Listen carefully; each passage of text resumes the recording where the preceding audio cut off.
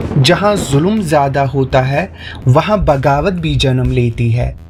ये लाइन सिर्फ एक सोच नहीं बल्कि एक हकीकत है जो हमारे आज़ादी के सिपाहियों ने जीकर दिखाई।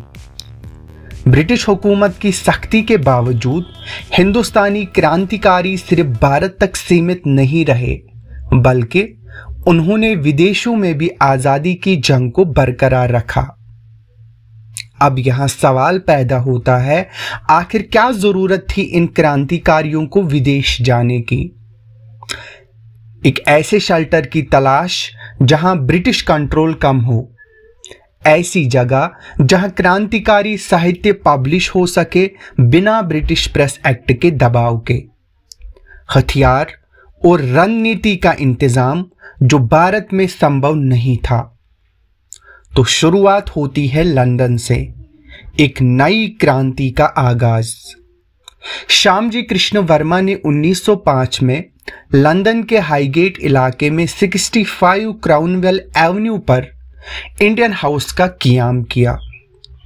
ये एक स्टूडेंट हॉस्टल था जो भारतीय तालिबे इल्म को रहने की सहूलियत फराहम करता था। मतलब ये एक स्टूडेंट हॉस्टल था और इस हॉस्टल में आज़ादी के जज्बात को उबारने की बागडोर शुरू हुई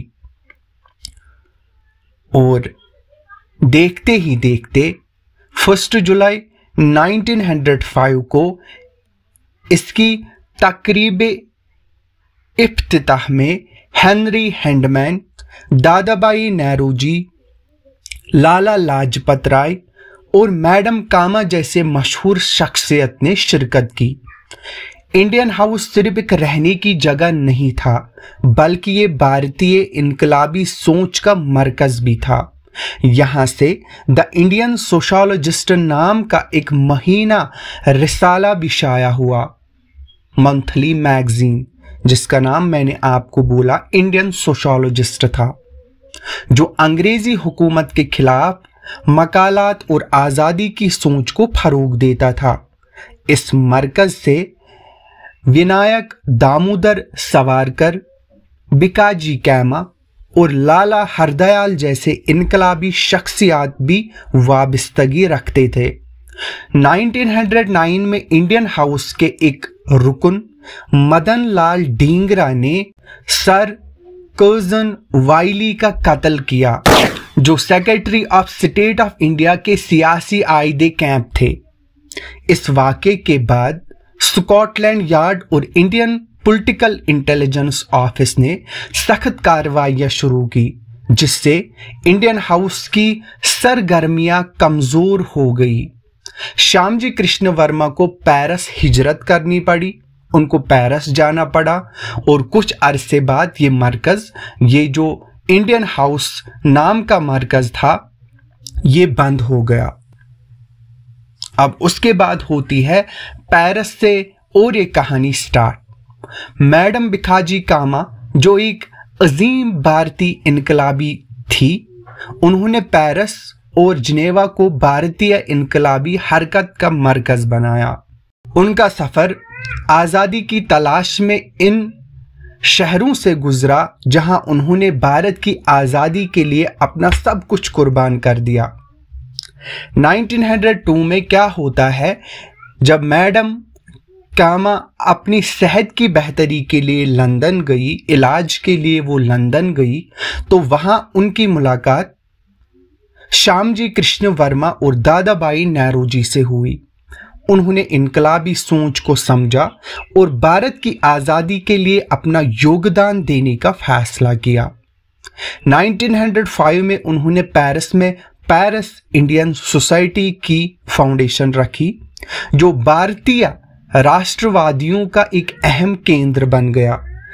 ये संगठन भारत की आज़ादी के लिए विदेशों में समर्थन इकट्ठा करने और इनकलाबी साहित्य प्रकाशित करने में सक्रिय था। पेरिस में रहते हुए मैडम कामा ने वंदे मातरम नामक पत्रिका का प्रकाशन शुरू किया, जो ब्रिटिश शासन के विरुद्ध आवाज उठाता था और भारतीय लोगों में राष्ट्रीय चेतना जगाता था।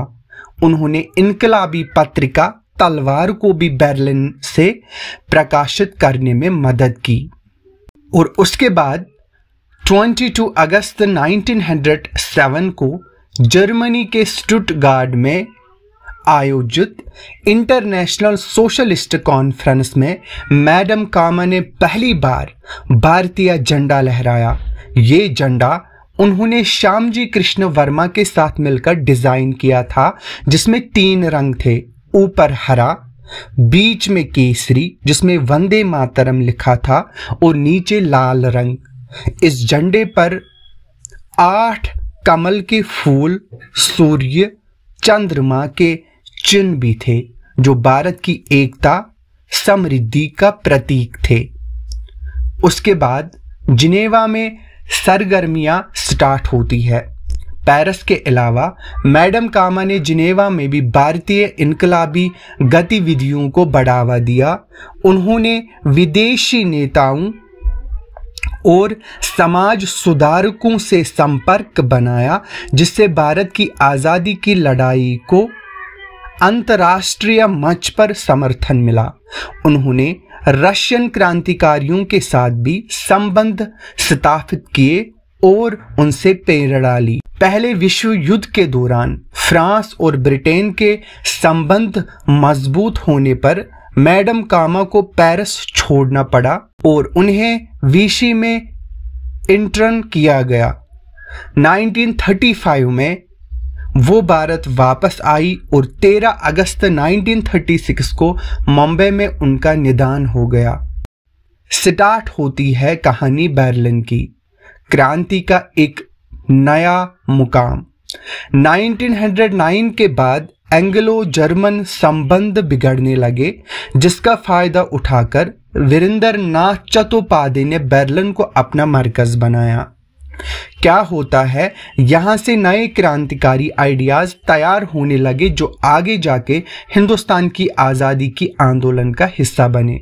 पहली जंग अजीम के दौरान 1914 में बर्लिन में इंडियन इंडिपेंडेंस कमेटी का कयाम हुआ, जो हिंदुस्तानी इनकलाबी सोच का मरकज बना। इस कमेटी का मकसद ब्रिटिश राज के खिलाफ हिंदुस्तान की आज़ादी की कोशिशों को बढ़ावा देना था। अगर हम कमेटी का मकसद और इसकी फाउंडेशन देखें तो बर्लिन में रहने वाले हिंदुस्तानी तलबा और सियासी कारकुन जैसे वीरेंद्रनाथ चट्टोपाध्याय, अभिनय चंद्र भट्टाचार्य और चेम प्रकारमन पिलाई ने मिलकर इस कमेटी की बुनियाद रखी। जर्मन हुकूमत ने इस कमेटी की मदद इस उम्मीद पर की कि ये ब्रिटिश साम्राज्य को कमजोर कर सके। कमेटी के अहम मकसद में शामिल था हिंदुस्तानी फौजियों को ब्रिटिश फौज के खिलाफ बगावत पर आमादा करना, हिंदुस्तान में इनकलाबी सोच को फरोग देना और हिंदुस्तानी कैदियों में आज़ादी की सोच जगाना। कमेटी ने हिंदुस्तानी कैदियों के दरमियान प्रोपेगेंडा करने के लिए हिंदुस्तान नाम का अखबार हिंदी और उर्दू जुबान में शाया किया, जो कैदियों में तकसीम होता था। और इस कमेटी के साथ जुड़े हुए थे अहम कारकुन मौलवी बरकतुल्ला, तारक नाथ दास और भूपिंदर नाथ दत्ता, वो इसमें शामिल थे। जंग के दौरान कमेटी के अंदर मुख्तलिफ मसाइल पर इख्तिलाफ पैदा हुआ, जैसे मजहबी फर्कियत, सियासी मकासद पर ना इत्तेफाकी और 1917 तक पहुंचते पहुंचते कुछ कारकुन ने स्वीडन, नीदरलैंड्स और स्विट्जरलैंड जैसे न्यूट्रल ममालिक में नए इदारे कायम किए। जंग के इख्तिताम तक बर्लिन कमेटी का असर कमजोर पड़ गया और आखिर में ये रस्मी तौर पर बंद हो गई। बर्लिन इंडियन इंडिपेंडेंस कमेटी का किरदार हिंदुस्तान की आज़ादी की तहरीक में एक अहम मरहला था, जिसमें इनकलाबी कारकुनों ने विदेश में रहकर भी अपने वतन की आज़ादी के लिए कोशिश जारी रखी।